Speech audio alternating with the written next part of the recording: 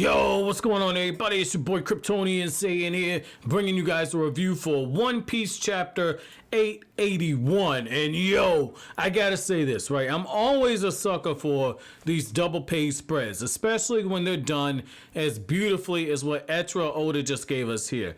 Oh my god, to start off a chapter, like within the first 3 or 4 pages of the chapter, to start it off with a spread, this beautifully drawn. Like, I just want you to skip ahead, right? Skip ahead to the part of the chapter where Jinbe is taking the Straw Hats and he's flying them through the inside of the through the inside of the wave. He called it the green room. Dude, that is so fucking beautiful. That is so beautiful, man. Like, a majority of the page makes up the middle part where you see Jinbe and the Straw Hats in there going through the middle of the wave, just like what the green room is. And you see the Straw Hats on one side, and then you see Jinbe on the other. That is so fucking beautiful. That is so beautiful, man. That is so cool, from the way that the panels are slanted and everything. Like, Oda has drawn some of my favorite manga panels, and I've read a lot of manga, and he's drawn at least 3 out of my top 10 favorite panels. Like, this whole set right here, this is just beautiful. This is just beautiful, man. Like, I gotta give Oda this. I gotta give him this. Like, when he sets his mind to making some really good art, Oda, hands down, is fucking with some of the best of them. This is good, man. So I gotta say, just on this scene, one of the things that just really grabbed my attention is how everyone's like, oh shit, we're gonna die. And you got Chopper, he's like, I'll be seeing you soon, doctor. Yo, Chopper ain't got no chill, man. I like Chopper, man. Like between him and Brook, like, the humor is so crazy. And like, Brook is crazy because it's like, you're already dead. You're already dead, dog. What are you talking about? Like, I guess this means I'm going to heaven. It's like, wait, what the fuck? That should have been your first clue that, like, this isn't going to be anything that is going to actually kill the Straw Hats, right? But this is, like, ballsy as hell, though.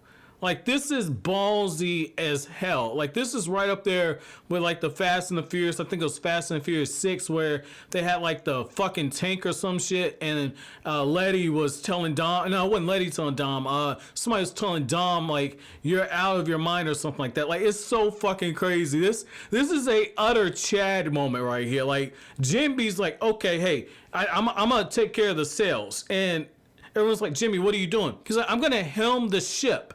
And my dude has enough physical strength that he steers the whole damn ship. And he gives this beautiful ass soliloquy. Ooh, I cannot speak for a second. Jesus Christ. That's how you know I'm getting excited, man. He gives this beautiful soliloquy and he gives this beautiful speech. I'm not even gonna try and say that shit again because I just kept stumbling over my words because of how excited I am. Like, he gives this beautiful speech and he says, we got a good ship, we got a good navigator, and with a good helmsman, this craft will be invisible.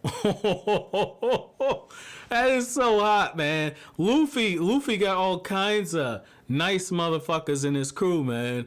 This is so fucking awesome. I used to think that the Straw Hats were a group of ragtag individuals. Like, I used to think that they weren't much of anything special, but as the series started progressing, you start realizing Luffy got some A1 product. Like, his crew is actually pretty fucking good at what it is that they do. And what I like about this is the fact that, like, even Nami is just blown away at this. And she's like, I've never seen anyone helm a ship like this before. This is incredible, Jinbe.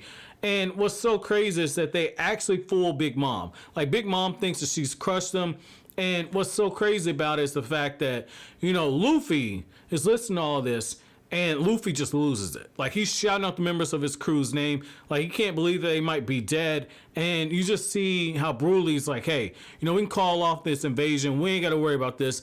They're dead. And so as the mirrors start shattering, you know, they're of the impression that essentially, basically, the water pressure was so great that it was causing the mirrors to break. In reality, Nami was breaking mirrors and she was ordering the rest of the Straw Hats to break the mirrors.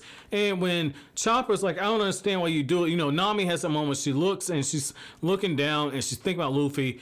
And she's like, look, it's captain's orders.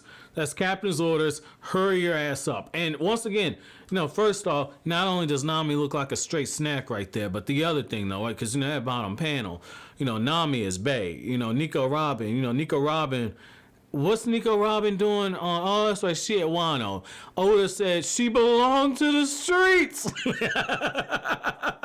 She belonged to the streets, man. We don't need her. We need classy women like Nami.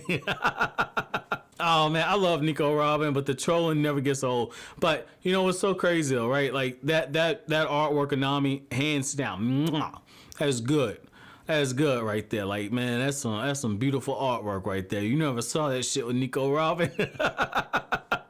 Yo, but for real though, right? Like Luffy's talking to his crew after this, and Nami's like, "Hey, I gotta tell you something. Make sure you get out of the way."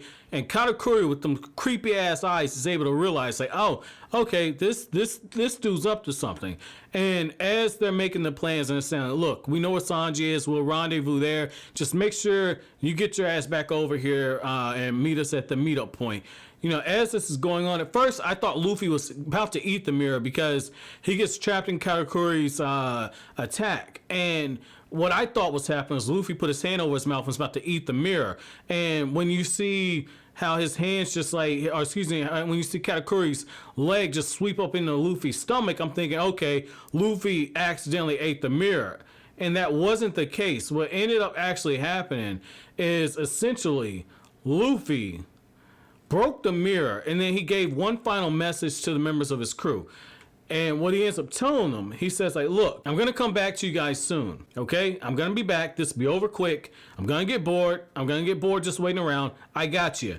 And what's so crazy is that Katakuri says, I don't intend to die here. Is that what you're saying? Should I take that to be your last will and testament? Yo, that is some G shit. Like, I was expecting Katakuri to say, you want that on your tombstone. I'm like, man, that's so fucking cliche. Oda don't do that. Oda said, nah, fam, you ain't got this right. I ain't gonna say something like that. He says, that's your last will and testament. Jesus Christ. He's like, look, if you don't write a will, you ain't got shit anyway. So fuck you, motherfucker. And Luffy just repeats that shit. He says, I don't intend to die here. And he's standing up. Luffy, looks like Luffy's getting ready to go for this shit, man. Luffy versus Katakuri part 2. Or I guess this would be part 3 at this point. Looks like this one's going to be for the marbles. This is going to be one to keep, man, because, you know, stakes are at the highest point. Luffy got to meet up with his crew. But, I mean, overall, I said this was a good chapter. It went by very quick. I was very surprised at how quick this chapter went on. You know, it was, 17 pages? So I was like, I can't believe I got to the end of the chapter. That's how I know it's a good chapter, when I start reading it, and I'm like, oh, shit, blue balls. The chapter ends. I can't imagine reading this on a weekly basis, or God forbid the manga went on a break right after this. I would absolutely lose my shit at this point. So let me know what you guys thought about the chapter. As for the chapter question, you know, my question for you guys is going to be, you know, when it comes to Nami, do you think Nami made the right decision? Do you think that they should have gone out on blind faith and believed that Luffy actually had a plan? Or do you think it should have been one of those scenarios where essentially the Straw Hats kept one mirror open, that way Luffy can try and make his way to them? What do you guys think? Let me know down in the comment section below. But as always, guys, if you like anything I had to say, don't forget to comment, rate, subscribe, and share. Thank you so much for watching to the end. Have an awesome day, guys.